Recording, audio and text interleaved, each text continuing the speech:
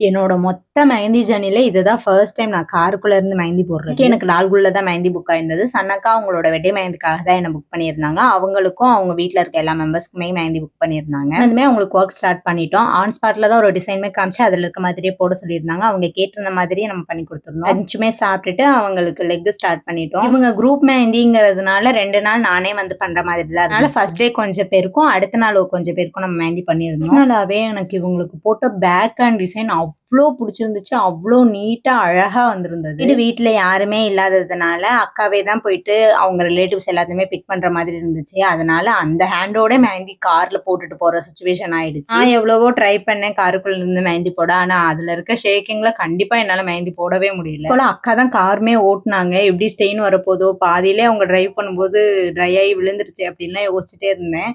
ஆனா அதுக்கெல்லாம் அப்படியே ஆப்போசிட்டா அடுத்த நாள் ஸ்டெயின் வந்துட்டு என் வாயை மூட வச்சு. அதே போல காருக்குள்ள இருந்தே கெஸ் மெஹந்தியுமே ஒரு ஹேண்டா நான் முடிச்சிட்டேன். உங்களோட பிக் டேக்கும் மெஹந்தி ஆர்டிஸ்ட் பார்த்துட்டு இருக்கீங்கன்னா கீழே இருக்க வாட்ஸ்அப் நம்பருக்கு மெசேஜ் பண்ணுங்க. இதே மாதிரி மெஹந்தி விளாக்ஸ் பார்க்க மறக்காம லால்குடி மெஹந்தி ஆர்டிஸ்ட் பேஜை ஃபாலோ பண்ணிக்கோங்க.